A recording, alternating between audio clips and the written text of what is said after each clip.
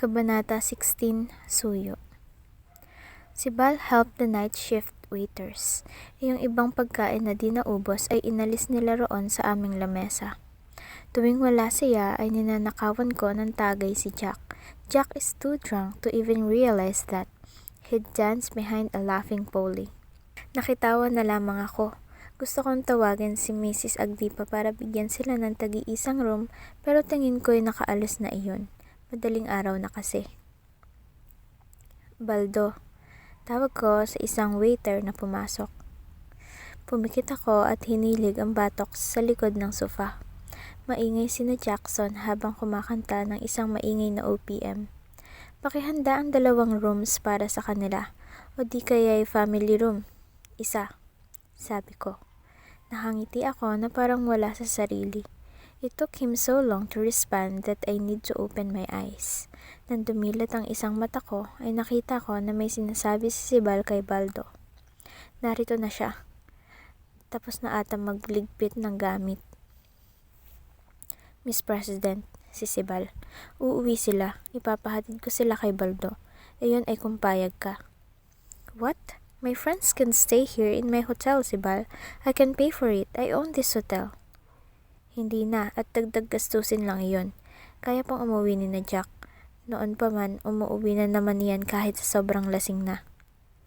Sa kalagitnaan ng pagsasalita niya ay hinawakan ko na ang labi ko. I want to puke everything that I ate. Hindi ko ata nagustuhan ang pinampares ni na Jack sa Black Label. Tumuwid ako sa pagkakaupo. Si Bal watched me. His expression is very cold. Ngumiti ako at pumikit muli. The urge to puke subsided. Damn. Hindi talaga ako sanay uminom ng hard liquors. I only drink wine. Nakainom na ako ng mga ganito pero hindi palagi. And based on my experience, I feel nauseous every time. Miss President, magbanyo ka muna. Ani si Bal.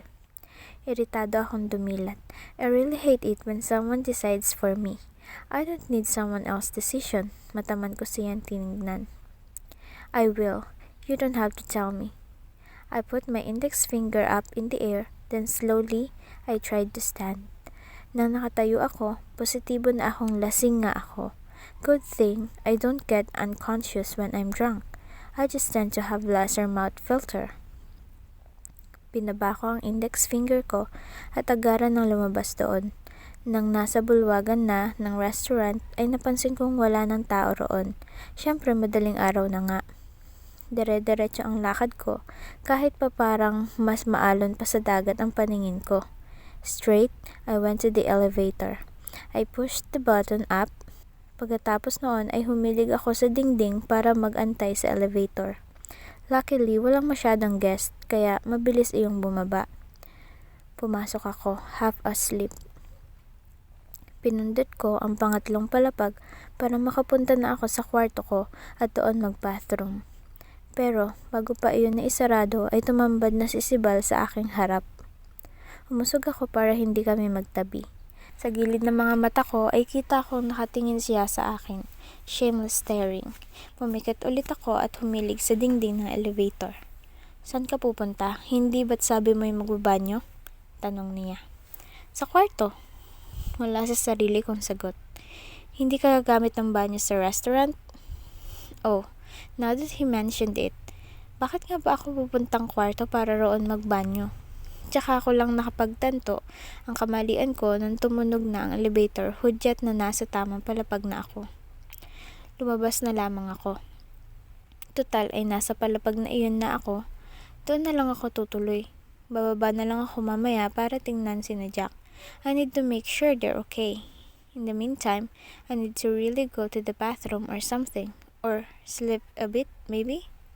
Kinampa ko ang gilid ng damit ko at napagtanto kong naiwan ko nga pala ang bag ko sa exclusive room. How clumsy, Snow! Tumunog ang door handle dahil nabuksan iyon ni Sibal. I almost forgot he's with me. Thanks, sabi ko at dumiretso na sa loob. Imbes na sa banyo ay binagsak ko na lang ang sarili ko sa kama. I lay there face down, feeling so comfortable. Thank God. I'll sleep for a minute. Just a bit. Nasa kalagitnaan na ako ng pagkagising at pagtulog nang naramdaman kong bumaliktad ang sikmura ko. I can hear si Val's voice saying something but I didn't get it because I'm too preoccupied with my body. Mabilis akong tumayo dahil sa naramdaman kong pagkakasuka. Mas lalo lamang tuloy akong nahilo. I was concerned with my bed so I stayed away. Pupunta na sana ako sa banyo nang bigla akong naakit sa isang upuan. I hate vomiting. Pakiramdam ko ay pati ang intestines ko ay lalabas kaya kung maaari ay pinipigilan ko. Nakapikit ako habang naroon. Dinalaw muli ako ng antok. Snow. Tawag ni si Val. Halos mapatalan ako roon. Iritado akong dumilat. Pagkadilat ko ay agad sumabay ang pagbaliktad ng aking sikmura. Pakiramdam ko ay may humahalukay sa aking tiyan. Agad bumaha ang suka sa aking dibdib, sa aking braso, sa aking kamay. Ngumuwi ako at nagmura. What the hell? Sabi ko. Gusto kong tumayo at tumiretso sa banyo, ngunit ang nararamdaman kong pandidiri ay masyadong matindi kaya hindi mo na ako gumalaw. Miss President, kailangan natin pumunta sa banyo, sabi ni si Val sabay lapit sa akin. Kumuha siya ng isang rolyo ng tissue sa aking banyo. Pumikit ako at hinilig na lamang ang ulo sa dingding habang nararamdaman kong nililinisan niya ang aking damit, braso at kamay. Pakiramdam ko'y pati pa ang sahig. I want to remove my shirt, sabi ko. Nagtawag na ako ng gagawa niyan, ani si Val. Baka dumating na ang isa sa mga housekeeper para tumulong. Oh my, is he serious? I feel so damn sticky and I'll wait for the housekeeper to remove it. I can remove it myself. Hinulog ko ang strap ng aking dress sa aking braso, pati ang kabila. Antayin natin ang housekeeper, Snow. Malamig niyang sambit muli. Tulog ang mga housekeeper ngayon. Gusto ko na maligo at magbihis, sabi ko at tumayo na. Muli ay umalon ang paningin ko. The throbbing on my head felt so pronounced now. I can't hardly stand. Bumagsak ang aking dress sa sahig. I don't know if si Val successfully cleaned everything on the floor, but that's the last thing I could care about. I stepped out of my dress. Suot ko ngayon ang pangalawang bikini ko. Nakapikit ang isa kong mata habang pumupunta sa banyo, ngunit bago pa ako makalapit sa pinto ay naduwal muli ako. Napahawak ako sa door handle para suportahan ang sarili at napasukan muli roon sa mismong tinatayuan ko. Shit! Sigaw ko. Si Val groaned and then I felt his hand just below my waist. Hinawakan niya rin ang kamay ko at dinala niya ako sa loob ng bathroom. Nang nakaharap ko na ang inodoro ay halos yakapin ko iyon. Miss President, tawag ni si Val sabay patayo sa akin. Ayaw niya yatang lumuhod ako sa toilet. Umaalan ang paningin ko at gusto ko nang sumuka roon. Pilit niya akong tinayo. Mas lalo ka masusuka kapag ganyan, ani si Val. Ilang sandali ako nanatiling nakatayo roon. Minsan ay nawawala si Val sa aking tabi. Siguro inaayos ang kalat ko malapit sa pintuan. At minsan naman ay nasa gilid ko siya. Nasusuka ka pa ba? He asked. Umiling ako at pumikit muli. I want to shower. Didiretso na sana ako sa loob ng shower. Mabuti na lang at hinila ako ni si Val pabalik at hindi ako nauntog sa salamin ng pintuan. Pumasok ako roon at agad akong humilig muli sa dingding. Kinapa ko ang para sa shower ngunit hindi ko mahanap. Si Val yata ang nag-on ng shower dahilan kung bakit nabasa ako ng paunti-unti. Sorry for bothering you, I said as the cold water washed all the dirt I'm feeling. Miss President, narito ang sabon at ang shampoo kung gusto mo. Ngumiti ako sa sinabi niya. Clearly, Snow. This or just because you're a respected acting CEO of the whole hotel and nothing more. Don't be too full of yourself. There are some things you just can't touch and this is one of them. Miss President, ha? Miss President. Bumungis-ngis ako habang inuulit iyon. Pakilagyan nga ako ng shampoo at sabon. I'm too numb to feel or touch anything. Isa iyang utos bilang ako, Miss President Nieves Solanas Galvez. Let's see if my bellboy/bodyguard/housekeeper/waiter Percival Arthur Riego can fulfill my bidding. Naamoy ko ang halimuyak ng aking shampoo. Mas lalo lang lumapad ang aking ngiti. He gently massaged my head with it. Pumikit ako lalo. His hands are talented, like it can heal with its very touch. Wala na ba siyang hindi nagagawa? Why do I find him so attractive when he's only... What the hell? Do I really bring that up? A part of me is telling me that I shouldn't judge him with his status, and that's actually the larger part of me. Dahil kung ang parteng ng huhusga sa kanyang status ang paiiralin ko, ay malamang kahit isang sulyap ay di ko na siya napaunlakan. I moaned at the feeling of his hand gently caressing my hair. Dumilat ako at nakita ang kulay beige na tiles ng aming bathroom. Dahan-dahan akong humarap sa kanya.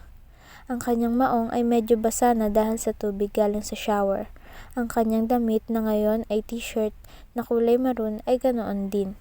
His expression almost pained. His jaw is tightly clenched. Humiti ako. I wonder how can he resist me? Not that I want him to be tempted, but he must be really in love with Katarina. How lucky. Hinawakan ko ang string ng aking bikini sa aking batok. Maagap niya naman pinigilan ng kamay ko sa gagawin. Nagkatinginan kami. Seryoso ko siyang tiningnan. For the past minutes, I've never been this focused with something. I can sense burning anger in my eyes. Why? Because we're in this situation? He must really hate me. He's only doing this because I pay him. I pay him even more kapag overtime. Don't worry, Sibal. I'm gonna pay you tonight too. Oh, right. You're loyal, so I don't need to tempt you. Don't worry, I don't intend to show you my body too. Natawa ako sa sarili ko at naglahad ng kamay. Give me the soap. Nakapikit ako. Naramdaman kong pinatong niya iyon sa aking kamay. Agad ko iyong ipinahid sa aking braso at pinabula. You can leave now. I can take care of myself. Thanks, sabi ko. Nilagyan ko ng sabon ng aking leeg. Bahagya akong dumilat at nakitang nasa harap ko pa rin siya. Ganun pa rin ang ekspresyon. And I swear God made him this beautiful to serve as a strength. And I swear God made him this beautiful to serve as a standard. I wouldn't be surprised if he's more beautiful than Apollo. Why this Greek god in front of me is a question. Now that I think about it, Katerina is pretty too. Just between fair and bronze skin, long jet black hair, oval-shaped face, arched eyebrows, upturned eyes, and sharp lips, she'd be a goddess with a little makeup. No wonder Sibal's crazy over her. The thought of him crazy over her made my heart ache. Napawi ang ngiting kanina ko pang suot. Hindi ko nga maintindihan kung bakit nangingiti ako. Why are you still here? Don't insult me, sabi ko sabay iling. Pinadaus-dus ko ang sabon sa aking hita pababa. Pagkatapos ay binalik muli iyon sa lalagyanan, ni hindi ko sigurado kung nailagay ko nga bang mabuti. Dinilat ko ang mga mata ko. I can definitely feel how hooded my eyes are right now. Nasa harap ko pa rin si Sibal. Yumuko siya at pinulot ang sabong hindi ko nga nailagay ng maayos. Pagkatapos niyang ilagay iyon sa lalagyanan ay kumuha na siya ng tuwalya galing sa labas. Tumawa ako at hinayaan ng tubig sa aking katawan. He's probably so amazed with his paycheck that he swears he'll do everything for me, huh? One day, I'm gonna fire you. Wala sa sarili kong sinabi. Para wala ka ng pakialam. Iyan ba ang dahilan kung bakit tinatanggal mo na ako ngayon sa posisyon ko? Tanong niya. Numisi ako at pinatay ang shower. Hindi kita tinanggal. You're still a bellboy here in the coast. Don't worry, I'm not harsh. Malambing kong sinabi. Hindi kita tinanggal. You're still a bellboy here in the coast. Don't worry, I'm not harsh. Malambing kong sinabi. Bakit hindi ka pumayag na kunin ko ang night shift? Inunahan ko na siya. Bakit mo kunin? Ganoon ba ito ka-importante sa'yo? Pahablot kong kinuha ang tuwalya at tinalikuran ko siya para makapaghubad na ako ng top. Nang naibaba ko ang string sa batok, ay kusang kumalas ang bra. I tried to reach out for the string at the back but I can't properly get it. I'm too groggy. Naramdaman ko ang pagkalas ni Sibal doon. Uminit ang pisngi ko. Hindi dahil sa kahihiyan, kundi dahil sa ibang nararamdaman. I feel so damn insulted. Nakakairita. Pakiramdam ko ay napigtas na nga ang litid ko sa ginawa niya. Agad kong itinapis sa aking sarili ang tuwalya at hinarap siya. Tears started to form below my eyes. I can hear my heart beating very fast and loud. Ngayong may girlfriend ka na, iyon na ang pagtuunan mo ng pansin. At hindi mo pwedeng isuko ang pag-aaral mo para sa trabaho dahil hindi ko maintindihan iyon. Your priorities should be, nanginigan labi ko. Family, studies, girl, and then work. Kaya dapat hindi ito ang uunahin mo. Magmamarcha na sana ako palabas nang bigla ako nadula sa tira-tirang sabon sa sahig. Napatili ako na muntikan ng bumagsak. Hinawakan ako ni Sibal, iginaya palabas doon. Laking gulat ko nang may mga malinis na damit na ako sa sink. Kahit ang mga underwear ko ay naroon na. Nilingan ko siya. Magbihis ka, antayin kita sa labas. Huwag ka madudulas ulit. Banta niya at lumabas siya sa banyo. Matalim kong tinitigan ang pintuan at padabog ko iyong isinarado. Hinarap ko ang salamin at nasapukon na lamang ang ulo ko. I can't wait for all of this to be over. I can't wait to just suddenly leave Castellona. I want it tomorrow. Kung kaya ko lang talaga. Kung kaya na sana ni Papa. Half asleep akong nagbihis. Lumabas agad ako at nakita ko siyang inaayos ang aking kama. Medyo mabuti-buti na ang pakiramdam ko, pero sobrang hilo pa rin ako. Umayos lamang ang aking sikmura pagkatapos ko mag-toothbrush. Umupo ako sa aking kama at pumikit na lamang. He's not done making sure my pillows were arranged, so I stayed like that. Humiga ka na, Miss President, sabi ni Sibal. Hindi ko alam kung bakit sobra-sobra ang sakit na nararamdaman ko nang narinig ko sa kanya iyon. The term Miss President.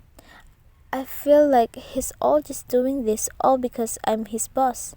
But then, I feel like he's not too. But of course, he is. May girlfriend na siya. Dumilat ako at matalim siyang tinitigan ngayon. Pagkatapos ay humiga ako sa aking kama. Hulog ang dalawang paa ko sa sahig. Miss President, ani Sibal, he's probably bothered with my position. Ilang sandali ang lumipas ay hinawakan niya na ang likod ko at ang baywang ko para maiangat ng maayos sa mga unan. Agaran ay dumilat ako at ikinulong ang kanyang batok sa aking braso para madampi ko ang aking labi sa kanya. I kissed him. I never really remember when was the last time I kissed someone softly. Tila balahibo lamang ang dampi ko sa kanyang labi, and he did not even respond even a bit. Maybe he's too lovely to respond at maybe he needs something that's burning. Something hot. Nilapag niya ako sa aking unan. Nangilid ang luha sa aking mga mata. For the insults, the heartbreaks, the pain, the desperation, and everything. I will never be probably enough to make anyone stay with me. Kinalas ko ang aking braso sa kanyang batok. Hinayaan ko ang sariling umiyak. Hindi bali na't nariyan siya. Mukhang nawalan na talaga ako ng kontrol sa aking sarili. Huwag ka na magpumilit pa. Nasubukan muling magsilba sa akin, Sibal. Dadagdagan ko ang sahod mo, huwag ka na lang muling maging ganito kalapit sa akin. Dahil hindi ko maintindihan ito. You have a girlfriend while I like you. I will try to stay away, but I can't promise to be so away when you're this close. Wala akong girlfriend, Miss President. Napadilat ako sa sinabi niya. Liar! I have heard what Katarina said. Sinasagot ka na niya. Sigaw ko, tunog ng aakusa.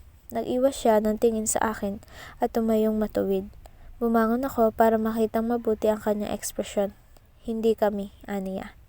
Pero gusto mo siya. Pero mahal mo siya, hindi ba? The reason why you stay away because you've been loyal. You told me you like her right after I told you I like you, Sibal. Gusto ko siya, oo. Pero He trailed off. Hindi niya dinugtungan.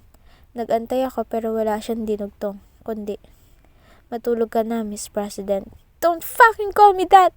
Sigaw ko, sabay tayo para harapin siya. His eyes widened. Umatras ang luha ko dahil galit na ngayon ang nararamdaman ko. My rule in life is fucking simple. If you want something, go for it. If you don't, then don't. Bakit ikaw ang hirap? Gusto mo si Katarina pero may pero ka? Hindi kayo. Pinapaasa mo ako. Paasa ka! Sigaw ko sa kanya. I like you, Snow.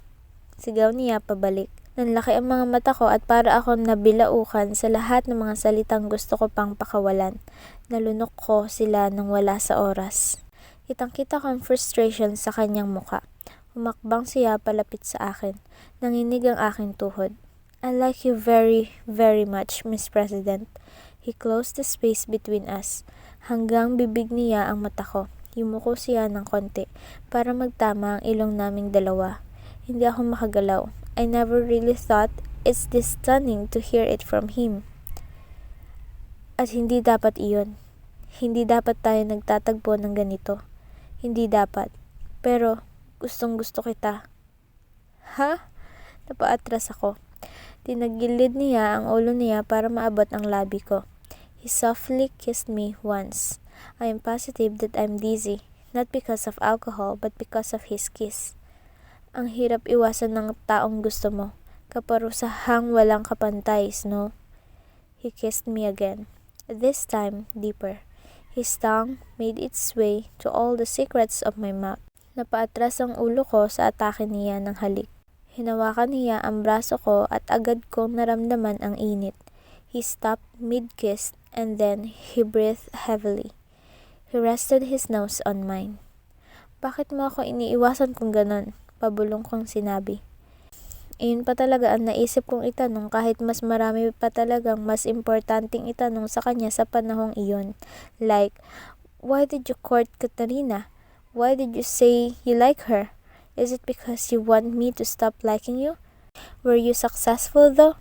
Fuck. Please, no. Matulog ka na muna. Lasing ka, aniya. Hindi ako lasing. Inangat ko ang tingin ko sa kanya.